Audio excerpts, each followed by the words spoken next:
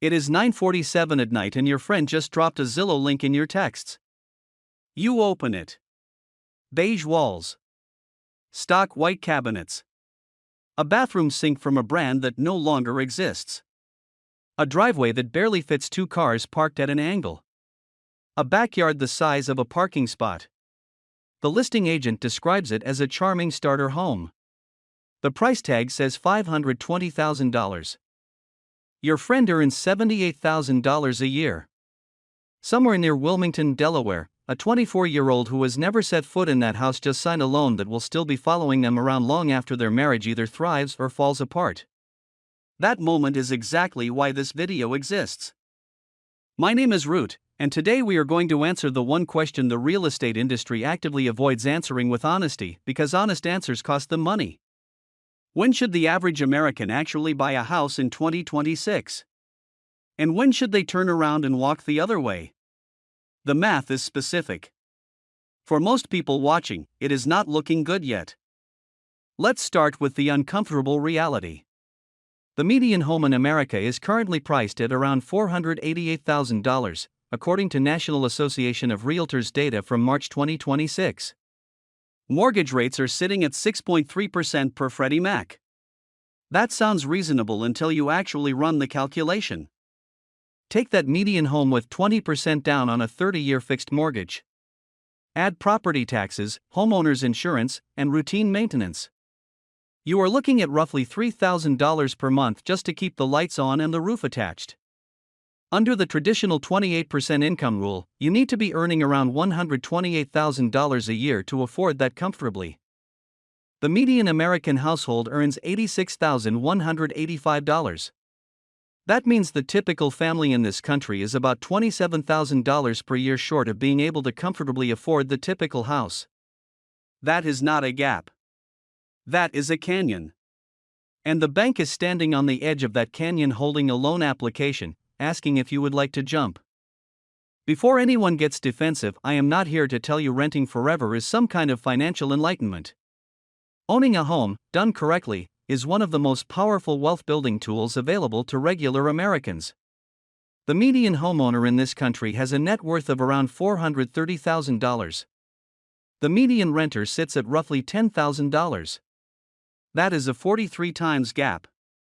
The biggest wealth difference ever recorded between those two groups. So yes, buying works. The key phrase is done correctly. In 2026, doing it correctly is brutally specific. And roughly 70% of people about to buy a house are going to do it incorrectly. Here is the part most people never think about: the house itself is almost the cheapest part of owning a house. That sounds like nonsense, so let me break it down. When you buy, you are not just buying the mortgage payment. You are also buying closing costs, between 2% and 5% of the purchase price. On a $400,000 home, that is $8,000 to $20,000 in fees that disappear the moment you sign. You are buying property taxes that in states like New Jersey and Illinois run above 2% of home value every single year, going up over time. You are buying homeowners insurance, which has jumped 46% in 5 years. Let that land. Insurance is up 46% since 2021, roughly 3 times the rate of general inflation. In Florida, the average premium now exceeds $7,000 per year. In California, State Farm just received approval for a 17% emergency rate hike following the Palisades fires. In Louisiana, insurers have filed for a 58% increase for 2026. Insurance alone now accounts for 9% of the typical monthly mortgage payment, the highest share ever recorded in U.S. housing history. And then there is the quiet cost that nobody warns you about: maintenance. Every finance personality online tells you to budget 1% of home value per year for upkeep. What they leave out is that the 1% rule was created when homes were newer and contractors were cheaper. The National Association of Home Builders now estimates real annual maintenance costs at closer to 5% of home value. A new roof in 2026 runs between $7,500 and $24,000. A replacement HVAC system costs $7,500 to $13,000. A water heater with installation runs up to $1,800. A basic set of modern appliances, all of which now come with Wi-Fi chips and monthly subscription fees, starts at around $10,000. You will pay for every single one of these things. Not maybe. Definitely. Homes are machines that slowly take themselves apart, and you are the one holding the wrench and writing the checks. Here is the mental framework that cuts through all the noise. Think of renting like paying for a hotel room. You pay for the night. The money is gone. That is just the deal. Now think of owning like paying for a hotel room that you also have to repair yourself. Either way, you are paying for the night. The only real difference is who fixes the toilet when it quits working at 2 in the morning. That is the whole framework. A Canadian portfolio manager named Ben Felix actually ran the full calculation on this. He found that the total unrecoverable cost of owning a home, including interest, property taxes, insurance, maintenance, and the opportunity cost of your down payment sitting in drywall instead of the stock market, comes out to roughly 5% of home value per year. At today's mortgage rates, that figure is closer to 6 or 7%. On a $500,000 house, that means roughly $2,500 to $2,900 per month is simply gone, no matter what, before a single dollar of principal is paid down. If your rent for a comparable property is below that number, renting is not throwing money away. It is technically throwing away less money. I understand that breaks a few mental models. Sit with it. Now let's talk about who actually gets paid when you buy a house, because nobody ever walks you through this scene clearly. Picture the closing table. You are signing 74 pages. Here is who got richer because you got approved. Your mortgage broker made between $3,000 and $9,000 depending on the loan structure. Your buyer's agent on a median home walked away with $10,000 to $12,000. The seller's agent collected roughly the same. The title company billed $3,000. The home inspector charged $400. The appraiser got $600. The lender packaged their fees into an origination charge of another $3,000. The insurance company just enrolled you in a $3,000 per year policy that adjusts upward annually. And somewhere in an office building in Charlotte, a mortgage-backed securities desk is about to bundle your loan with 9,000 others and sell the whole package to a pension fund in Norway. Every single person at that table gets paid the day you close. Not one of them gets paid if you walk away. That is why every single one of them is telling you it is a great time to buy. They are not lying.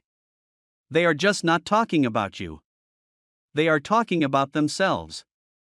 Now here is where 2026 gets genuinely interesting and maybe even hopeful for the first time in 4 years.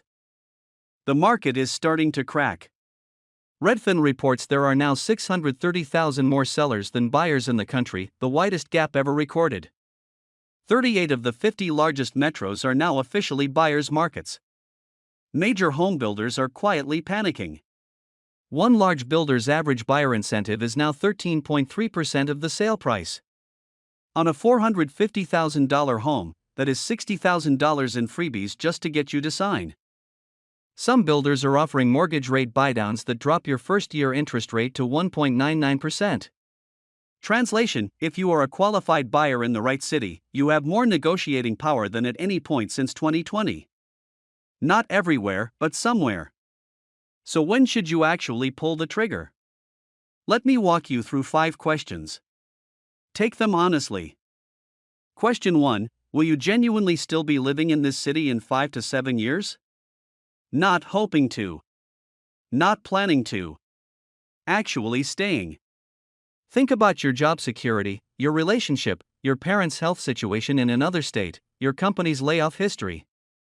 If there is any serious chance you move within 5 years, you are already out. Stop here. The total transaction cost of buying and then selling a house runs 10 to 15% of home value. On a $400,000 home, that is $40,000 to $60,000 in pure friction, money that simply evaporates. The first marriage divorce rate in this country sits at 41%, peaking around year 5. Jobs shift. Parents get sick.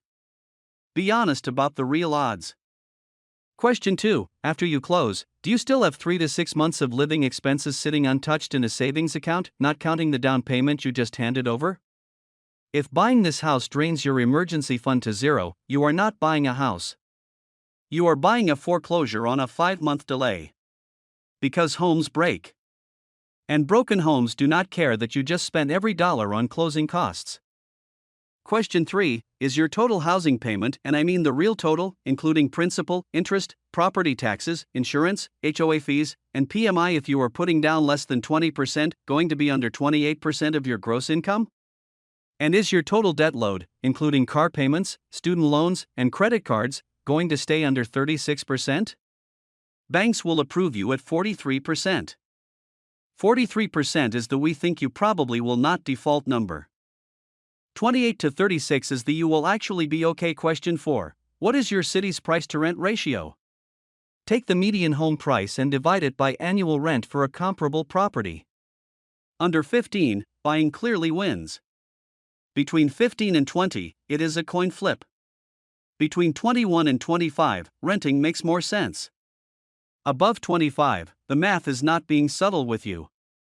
San Jose is at 45. San Francisco sits in the mid-30s. Seattle is at 36. Detroit is between 6 and 8. Your city has a number. Question 5. Is your life stable enough that making a 30-year financial bet on a predictable future actually makes sense? Is your relationship settled? Is your career on solid ground? Have you made your decisions about kids? Are you in the middle of any major life transition? If 3 or more big things are still actively in flux, the answer is wait. If you just answered yes to all 5 questions, you are a real candidate. Anything less and you are not, regardless of what the bank told you. Let me show you what happens when people ignore this checklist. Meet Zia and Kent. She is 31. He is 33. A teacher and a software support rep with a combined income of $138,000 per year. They have been renting a comfortable 2-bedroom in Denver for $2,400 a month. They are tired of renting. A house near her school hits the market at $575,000. They have $85,000 saved, about 15% down. The mortgage broker runs their numbers and says they are approved. The real total cost, including mortgage, taxes, insurance, PMI, and HOA, comes to about $4,800 per month. On $138,000 in gross income, that is 42% of their take-home going to housing alone. The bank says fine. The math says disaster. They buy it anyway, because the alternative feels like signing another lease. Month 3, the HVAC system dies during a cold snap. $8,400 on a credit card. Month 7, Kent's company restructures. His hours drop 20%. They are now $600 short every single month. Month 11, Zia finds out she is pregnant. Wonderful news. It also costs about $15,000 out of pocket before the baby arrives. By month 14, they are behind on the credit card, behind on the HOA, and neither of them has contributed a dollar to retirement in over a year. They own a house. They cannot afford to live inside it. And this is not because they made irresponsible choices. They are a teacher and a tech worker earning $138,000 combined. They did exactly what their parents did. The difference is their parents' house cost about 3 times their income. Zia and Ken's cost 4.5 times theirs. That is not the same game. So when should you not buy? Do not buy if you might move within 5 years. Do not buy if the down payment would drain your emergency savings. Do not buy if your debt-to-income ratio would exceed 43%, because life does not respect your absolute maximum. Do not buy if your city's price-to-rent ratio is above 25, because the math at that point is not a suggestion. Do not buy because you think renting is throwing money away. We already covered the hotel analogy. Do not buy because your parents bought a house at your age, because the numbers were completely different then. Do not buy because your friend just bought, because you have no idea what they are actually eating for dinner behind that freshly painted front door. Do not buy because you are simply exhausted from renting, because emotional fatigue is the most expensive ingredient in any financial decision. Do not buy in climate risk zones without budgeting for 20 to 50% annual insurance premium increases, because those premiums are not going back down. Do not buy as a single income household at the edge of your approval limit, because one layoff ends the entire plan. And do not buy because you expect the house to appreciate significantly. The historical real appreciation rate of U.S. housing, after accounting for inflation, runs between 0.4% and 1.3% per year. If your financial plan requires 5% annual appreciation indefinitely, that is not homeownership. That is gambling with a driveway attached to it. Now let me give the other side a fair hearing. Some people watching this are thinking, Nick, I will never actually invest the difference. I know myself. I will spend it on takeout and impulse purchases. And honestly, you might be right. For certain people, the mortgage payment is the only forced savings mechanism that sticks. You cannot tap it. You cannot redirect it. 20 years later, the house is paid off and you have a real asset. Also, rent increases over time. A fixed mortgage payment does not. Over 30 years, that locked-in payment becomes a significant financial advantage. These are genuine arguments that favor buying. But here is the important catch: those arguments only hold if you can actually afford the house in the first place. Forced savings do not work if the savings vehicle ends in foreclosure. Rate stability does not matter if you cannot make the payment. Here is a concrete comparison. In San Jose, two people with identical income and credit. One buys the median home at $1.46 million with 20% down. The other rents a comparable place for $5,270 per month and invests the monthly difference in index funds. 10 years later, the renter has roughly $1.4 million in liquid diversified investments. The buyer has about $800,000 in home equity before selling costs. The renter comes out ahead by around $600,000. And here is what $600,000 actually represents in real terms: it is a fully paid off 3-bedroom house in Pittsburgh. It is 7 years of not working at the median income. It is full college tuition for your kids plus a down payment on their first apartment. It is the price of buying a zip code in San Jose instead of simply renting one. But flip the scenario completely, because this is the half nobody bothers to tell you. In the middle of the country, the math runs in the exact opposite direction. In Detroit, it is currently 24% cheaper per month to own than to rent. In Pittsburgh, Cleveland, Philadelphia, Houston, Memphis, Cincinnati, Indianapolis, Kansas City, and Buffalo, the numbers work. Price-to-rent ratios of 11 to 16. Monthly ownership costs within range of rent. If you live in one of those cities and you hit all 5 checklist questions with honest yes answers, buy the house. Genuinely. The problem is that most people watching this do not live in Cleveland.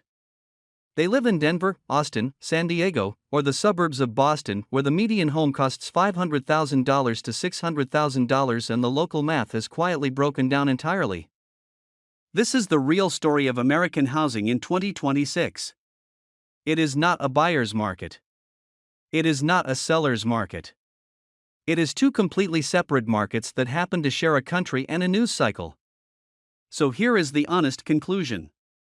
If you are earning around the median household income, living in a high-cost metro, and looking at a $400,000 starter home at 6.3%, you should not buy in 2026.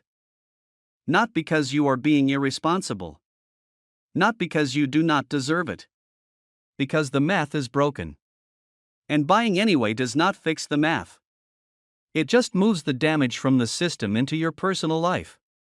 The better move: rent something you can genuinely afford, invest the difference with discipline, track your local price-to-rent ratio, and revisit in 12 to 18 months. Rate cuts are still projected to come. Builders are still bleeding incentives to move inventory. Insurance is slowly being re-regulated in a handful of states. Something will shift. If you live in an affordable Midwestern or Rust Belt city with a price-to-rent ratio under 15 and you hit all 5 checklist questions with honest answers, buy the house right now. You are in the right place at the right time. If you bought at the 2021 or 2022 peak in Austin, Tampa, or Phoenix and you are underwater on your mortgage right now, sit tight. Do not sell unless you absolutely have to. The real takeaway here is about an industry that has spent 40 years telling Americans that buying is always right, renting is always a waste, and you should stretch as far as the bank will possibly approve. They say all of this because they get paid whether or not you sleep soundly at night. You already met them at the closing table. Every single person in that room profits on the day you sign. The only person in that entire room who loses money when the math turns out to be wrong is the one holding the pen.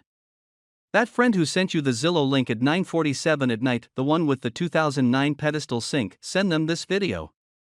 Not to rain on their excitement, but because you actually want them to have something to celebrate in 3 years instead of something to recover from in 2. The real financial flex in 2026 is not closing on a house everyone pressured you into. It is running the actual numbers, staring at the real spreadsheet, and being brave enough to say, not yet.